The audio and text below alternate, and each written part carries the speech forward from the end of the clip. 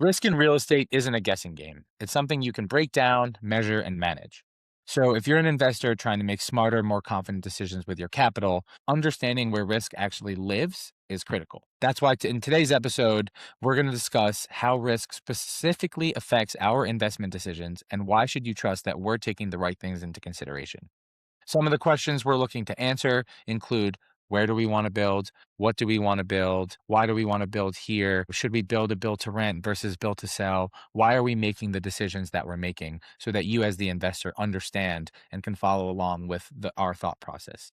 When you understand risk at this level, you move from reacting to uncertainty to making clear strategic decisions that protect your capital. And going forward, this framework becomes the foundation for how you evaluate every opportunity, not just whether a deal works, but also understanding the why. So let's dive into it. I think the first thing we always want to consider when it comes to risk is what I would consider one of the core principles of finance, right? So with higher risk, we want higher return. With lower risk things, when you think about bonds, when you think about a lot of guaranteed debt, that kind of stuff, lower returns are okay. But when we take on higher risk like we do, we want higher returns, right, Devin? Yeah, exactly. I mean, if we, you think about the classic, what's risk-free rate? That's your US Treasury. It's really low generally. Talk to people and they're like, oh, that's a high rate on that debt. Okay, well, they're giving me a lot of leverage. So, they're just as long as there's a risk reward balance and you're creating a gap where you're benefiting, that's what you want to do. Yeah. It's important for us and for the investors to work with to understand what they're investing in and what our product is. Like what our product is not is guaranteed debt, is not treasuries like Devin said. It's not the risk-free rate, right? We are not promising that our deals are going to be risk-free. But what we are promising is that the amount of risk we're taking on is being mitigated to the fullest extent by the considerations we take looking at deals, doing our due diligence, and throughout the entire process, building. And even once we put it on market, we're mitigating risk. So the idea is to keep returns high while mitigating risk as much as possible. So if you think about an investment where it's minimal risk, and you're getting a small return that feels what we call commensurate, right? The amount of risk you're taking on is commensurate with the return you're taking. And our goal is to increase our risk weighted or risk adjusted returns. Your returns are going to be higher and your return should be higher in a risky environment, right? But we want to keep the risk low and keep the returns high. We're not buying lottery tickets. Yeah, that's exactly right. So we're going to talk about a few major risk categories that we consider. Obviously, there are hundreds and hundreds and hundreds of things that we consider when we look at our deals, but we really want to touch on three categories, right? So those three categories are the market, timing, and financing. So why don't we start talking about the market and micro versus macro risk? Yeah, a lot of this comes down to neighborhoods, and even neighborhoods get affected by very local changes, but also different neighborhoods deviate based on what's happening nationally. One thing, at least Raleigh Durham specific, one thing I noticed over the last year or two, like townhouses getting crushed. So with that knowledge, you maybe deviate on what you're looking for to invest in. There are different ways also to band it, depending on where you live. Upper middle class is defined differently. Here, from what we've seen, the upper middle class, a product type for that, has actually struggled quite a bit in the last year or two, whereas above that and below that has done quite okay. So for us in the Raleigh Durham market, that means something between $600,000 to $1 million has been harder to move than something that costs $2 million or $300,000. And so you want to consider those risks on what your end product is. And right now, if you told me I'm building a townhouse and it's going to sell for $800,000, I don't really care where it is in the Raleigh Durham area. It's just not worth it. When you talk about building your buy box. When we're talking about townhomes and you're specifically narrowing the market to Raleigh Durham, which is obviously where we do our investing, we're talking a little bit of micro risk, right? Micro market risk. Yeah, yeah, and it's correlated, but isn't necessarily one to one. And so some of the factors, obviously, in the last couple of years are like interest rate movements. Lately, especially lately, we're talking about things happening in Iran. That's hitting every market. Now, how it affects our micro market versus some other markets might be a little bit different. But everybody is feeling that interest rates went up a half a point and that gas is over $4 a gallon. Unless you're in California, it's like over 6 or whatever that is. I don't even know California. So you're mentioning a couple, things with respect to micro markets and macro markets, right? And we're talking about how these things correlate and impact each other, Right. What's an example of a decision that we've made recently, where we took maybe one of these things into consideration, the Iran situation, particularly pungent at the moment, in making our investments? Yeah, I think,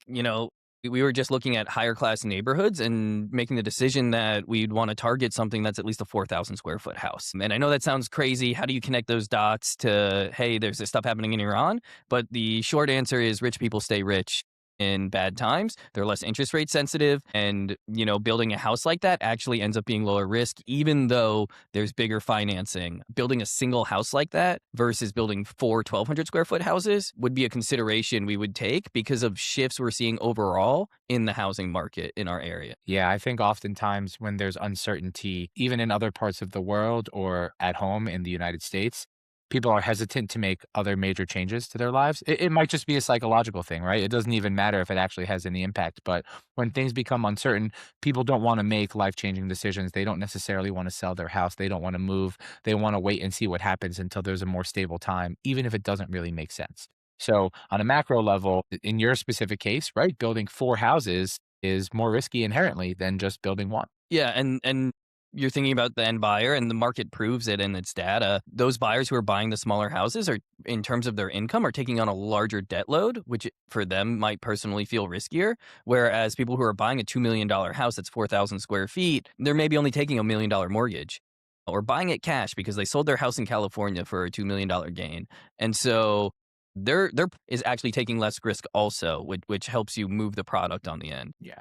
So it's crazy. It's crazy to just think about, yeah, we're watching. I mean, the news impacts everything. So saying, oh, we consider the news, like, of course, that's pretty low level for I think most people should consider the news, but the specific impact that any sort of major news story or ongoing news story even continues to make on our investment decisions, I think people often don't connect those dots. Yeah, especially, I mean, the biggest one obviously is interest rates for us. The news impacts interest rates. It's weird. Certain tweets can move interest rates. Maybe more recently that it's less sensitive to certain tweets, but when those interest rates move, that has a huge effect on our end buyers and ultimately drives what's happening in the housing market. Yeah.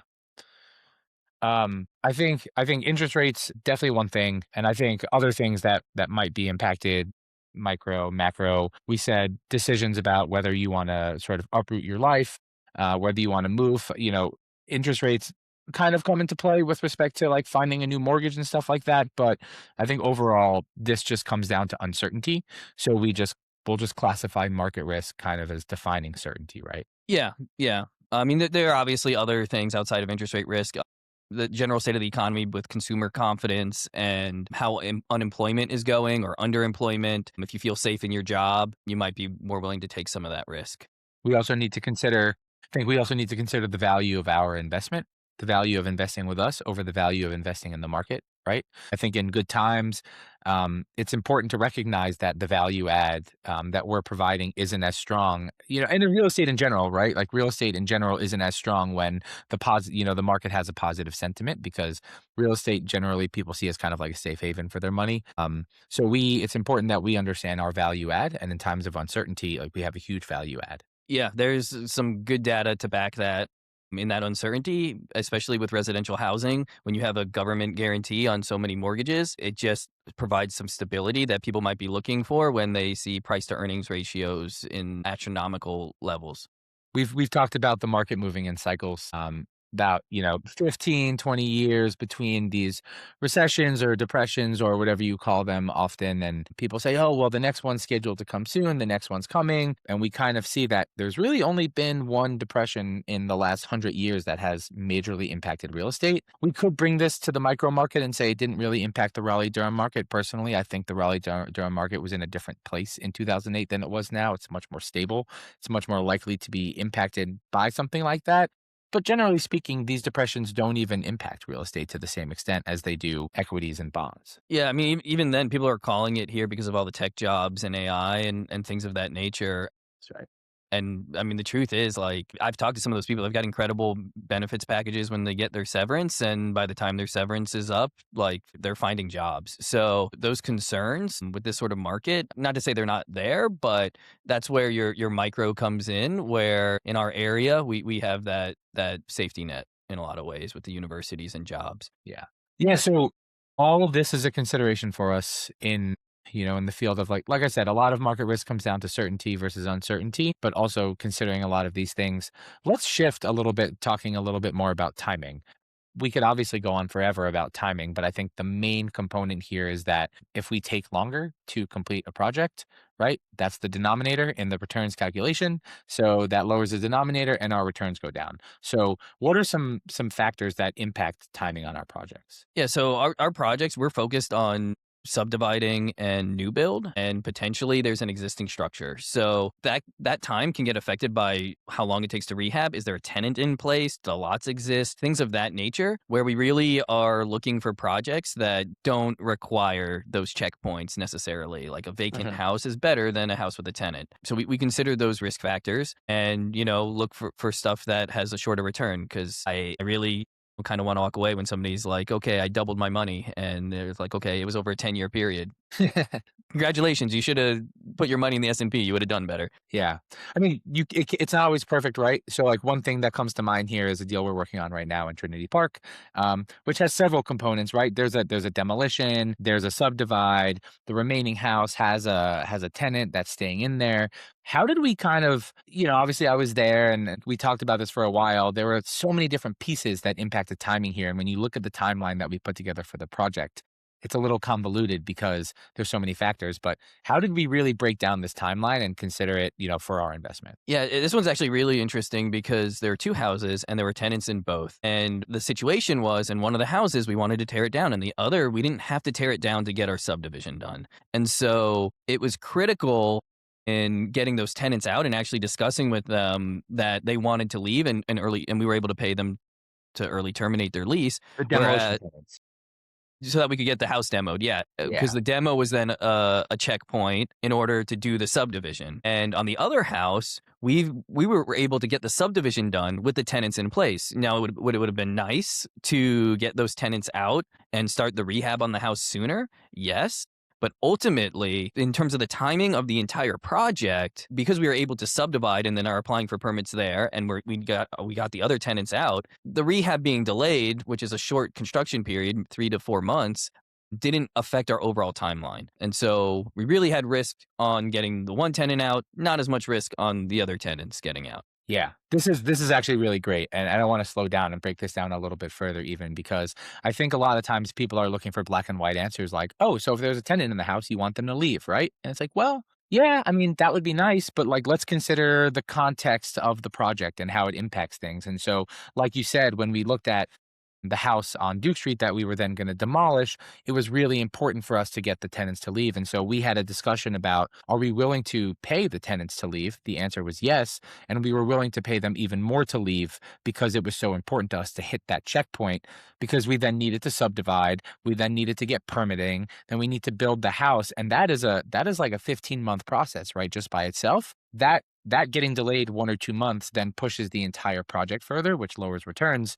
Whereas, as you said on the Englewood house, right, if those tenants don't leave, it's a small rehab. We may not even do a rehab. We're kind of still deciding. We're monitoring the market, right? We're considering the market risk here, both from a micro and macro level as it changes. And we're kind of deciding like what's the best thing to do. And so when people say, "Do you want the tenants to leave?" It's like, well, yes, but this isn't going to stop us from doing the project. And we weren't going to overpay these tenants to leave because we didn't need it. Does that make sense? Yeah, and it also comes down to purchase price when we're talking about cost because it's kind of the same if it's this cost or that cost. If you have to have a tenant in there for an extra 4 months, but you get to pay 300,000 for a house that's worth 360,000, that might be worth it. Whereas if it's, you're only getting a $10,000 saving, it's not worth it. There aren't cookie cutter answers necessarily. And there are so many different checkpoints in the timing of projects. Some projects are literally just buying a lot where, you'd be comparing apples and oranges in some cases. Yeah. I mean, I remember our investors when we were sort of marketing this deal coming to us and saying, "Okay, like explain to me what's happening here. You know, you have this house and you have this house and just kind of tell me, why you're making the decision you made." And I think back and you and me and the rest of the team, we talked about this for hours and hours and hours and days and we consulted, our property manager and we consulted some other people who are in the market to basically figure out what is the best way to frame this. And so answering this even to people who are our investors, we want to sit down with them, we want to talk to them about it for 20 minutes. It's just the complexity of these situations can become, so intense that it's hard to break it down, but it's important to understand the gravity with which we take it, right? Yeah, definitely. Because, and then like I mentioned, time versus cost. It's just those are there are multiple factors in calculating your rate of return that go into that. And there are a lot of components that go into the cost of your time, your cost of your capital, things like that. Yeah. It's important to understand what this project was also in its entirety, right? This was a premium or is a premium neighborhood in Durham where we are building houses to sell, right? And we're building a variety of housing types, right? We're building a big house, we're building small houses, we're rehabbing a house. So it's not like we're building 8 cookie cutter houses that are all going to be the same and we're trying to spread them out in terms of how we're selling them. We're actually building like we have nice diversity here. It was a premium neighborhood, so we weren't doing a build to rent, which we'll kind of touch on in a little bit. How would timing have differed if we said we were building cookie cutter houses or maybe we were doing a build to rent project? Like how does timing impact that differently? Yeah, I mean, when it comes to cookie cutter, one thing that generally comes to my mind is absorption rate. Hmm. One of those things is if you put 7 of the exact same house, which we actually are going to test soon, how long does it take to sell all 7? Whereas if they're different, maybe they're not, and you need to account for that in your risk. That like it might take 6 months to sell 6 houses if they all look exactly the same, That's right. because you're appealing to the same type of people rather than multiple different types of people.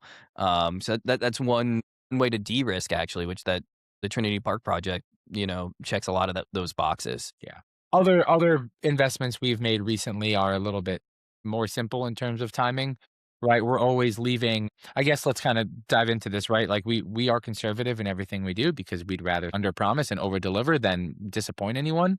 I think the most important thing, our belief as a company, the most important thing we can do is just do what we say we're going to do, be consistent, be clear. So if we say we want to return this to you, like we're going to get the project done in this time frame, it's really important to do that to build that trust. And so we consider things like, well, if we're doing a build to rent, we need to allocate 3 months not only to get it rented, but then maybe an additional couple months to get it refinanced, right? So when someone says, "Oh, well, yeah, it only takes 6 months to build a house, 7 months to build a house," talk about why we're allocating 12 months, 15 months into our deals for this kind of. Yeah, I mean, it was all those things you were sort of mentioning. First off, we're building from scratch. There are things that have to go in front of that, like your permitting, and maybe the lots don't exist already. And then even still, there's a lease up period that takes longer. When you're doing a build to rent, you got to refinance, and sometimes certain things happen. We'll touch on that as we discuss more financing risk, but certain things go wrong, and it's nice to have a buffer month if your first lender falls through for Mhm. whatever reason. That actually happened recently, highly correlated with the Iran stuff, where a lot of lenders got really spooked and they're just like, well, we don't know what's happening for these 2 weeks. And what are you going to do? You should have budgeted time. That's what you should have done. Go back in Yeah. time and budget more time Yeah. when those things happen. And I think a lot of investors will say things like, "Oh, well, we couldn't have possibly known that Goose Creek sewer was full, and so like we didn't plan for the time and this." And it's like, well, you can't know everything, right? But you can allocate more time. You can be conservative with that, and I think we try to do that as best as we can. And I think the last thing that really is important here, we've talked about this sort of ad nauseum in all of our other presentations and everything that we do, but it's just for the record, for posterity, it's really important to state that what we do is development, but we're doing development on an expedited timeline because it's by right development. And so we are taking in returns that come with traditional development to some extent, but the timeline is much shorter. And that's why we work in Durham and Raleigh. So I don't feel like it would be complete without mentioning just a little bit about that. Yeah. There's a risk period basically where risky things are happening, especially with like a build to rent. Like if you tell somebody, oh, I'm doing a build to rent, it's over a 10-year period. People are like, A lot can happen over 10 years, but like once you get tenants in there, it's not really that much of a risk. So the real question is, how long does it take you to get the tenants? If you're going to have tenants in there in 6 months, fantastic. If it's going to take you 3 years because you have some sort of city council development risk, your money's tied up, whatever it is, that's a different story. I'd take the 1 year not stabilized risk with 9 years after versus 3 years of real risk and 1 year stabilized. It's just not, or a 3 year build for sale. When you think about when is the risk period actually happening, where your assumptions might get proven wrong. When a hurricane might flood all of Asheville and you're investing in Asheville or whatever, there's a time period for that sort of stuff to happen. Yeah. And risk in certain regards diminishes over time as well, right? So when we think about a project where we're building 3 houses over on West Markham Street, now Washington Street, there are hurdles, right? And you talked about cost hurdles, right? You talked about, construction, development, like these sort of hurdles, but there's also money hurdles, right? So do investors have their money back in their pockets after we sell that first house? Well, if that's the case, then all of a sudden your risk is much lower. So the sooner it's not all about, well, we sold all 7 of these houses or we rented out all 8 of these units. It's about, well, at what point do the investors get their money back in their pocket? At what point are they getting their first returns? And at what point are they seeing the full length of their returns, right? It's a sliding scale. Yeah, and that kind of rolls into like some of these financing issues Yeah, let's go right into pretty it. perfectly because they're, Yeah. time is one thing, but like yeah, time of the money, like, that's important. And what's the risk around those cash flows? Is there a lot Mhm. of variance in them? Things of that nature that, why we talk about multiple risk at the same time. You can't just look at one type of risk and overweight it. So let's talk about the Clanton deal real quick because there's something really interesting happening there that I like that I feel when people generally talk about built to rent, they talk about, oh, well, built to rent, it's great cash flow, right? You're going to make all this money through cash flow and you're going to put this money in and you're going to rehab and they'll pay your mortgage. And for us, we see the value add as being cash flow in the long run for sure with our deal on Clanton Street in Raleigh. But how are we utilizing financing on this deal to actually impact our timing risk, right? By putting the money back into our investors' pockets sooner rather than later. Yeah, it's about utilizing the refinancing as soon as possible to get that capital back through, I mean, I'm not going to call it creative financing because it's DSCR loans used to be less developed, but with what's happened with these DSCR loans, especially interest only loans, things of that nature, when you have relatively high cash flow, you can pull out a lot more of that cash and return it quickly, which Mhm. we would be able to do. Additionally, kind of just flipping back to some of these other discussion points, the checkpoints on that deal. The lots already existed. So once we demo the house, guess what? We already have the lots. So we closed that deal a month ago. We've got draft designs, demos in process, and we'll be applying for permits soon. So even though, we're not necessarily adding that much value on a subdivision here because our superior financing, we got great financing on a bridge here. We're going to be able to do great returns because we'll have permits in hand in 3 months. Which maybe to also, I think a point you were referring to, we're able to get a loan here for only 6 months and execute on that low origination fee, things of that nature. Yeah, I mean, the other thing we're doing is we're building the house. Like we're building the houses, right? There's like a ton of value add Yeah. there. It's not just minimal value add and trying to take money on the cash flow. I mean, we could take a smaller loan and we could leave our investors money in the deal and we could say, hey, look, our property's cash flowing. But I think I would rather tell our investors, like, look, we're not going to cash flow. And the reason why is because we're actually putting all this money in your pocket on the front end. And we're going to put it in your pocket on the front end at a 6.5, 7% DSCR loan. So then you can go reinvest it somewhere else at 10, 15, 20%. Why would you want to leave it in there just to say you're cash flowing? Like you can go take that money and get cash flow streams elsewhere. So by creating value, we are actually, I think, doing the opposite of what a lot of people think of when it comes to BTR. And we're utilizing financing to be able to have our investors pull out their money. And I think we decided that 75% of our investors' money will be back in their pockets based on the first refi, so somewhere between 50 and 75%. So we're raising something like 400,000 for this deal. There'll only be somewhere between 100 and 200,000 of that money left in the deal. The risk just becomes so much lower. Yeah, and then ultimately this goes to the interplay of the timing and the financing. But what happens in 5 years? Well, over that 5 year period, because this is new build, very little risk involved there, and so yeah, you have some interest rate risk, but whatever. We have a 10-year IO period on that debt. Like at some point in years 5 to 10, there's going to be an opportunity And in that time period, there's very little cost of that opportunity to then refinance and get a big chunk of money back out to the investors. Yeah. Yeah. Um, for us specifically at Better, financing is super important to us, and everyone thinks about, let's go find equity, let's go find, we need to find people to invest, we need to find people to invest. But we really prioritize developing lender relationships. How does that like manifest in its helpfulness to us when we look at these deals? Yeah, I think you called it Clanton, but now it's Sherman because it's on a corner and it shifted. So there's a great example there where this bridge financing and having a lender who understood and liked this risk was like, hey, whatever, it's 6 months, we'll do this. And they're kind of crazy terms to most people when like their mind goes boom when we're like, yeah, we paid 3% origination fee and 11.5% interest, and For a 6 month loan. for a Yeah, six for a month loan. six So, month so loan. you're talking about like 17% return. However, we got an incredible appraisal, and we only to do phase one had to raise $150,000 on this project, on a cost of capital that's 20 to 30%, Hmm. possibly will possibly return higher pending what happens here. So that's very advantageous to the 150 that was in there, that they had to be 150 instead of 200 or 250 because we had that lending relationship to bridge it. Yeah. And so, I mean, how do we get that lending relationship, right? I think a lot of people, they have a lender that they like.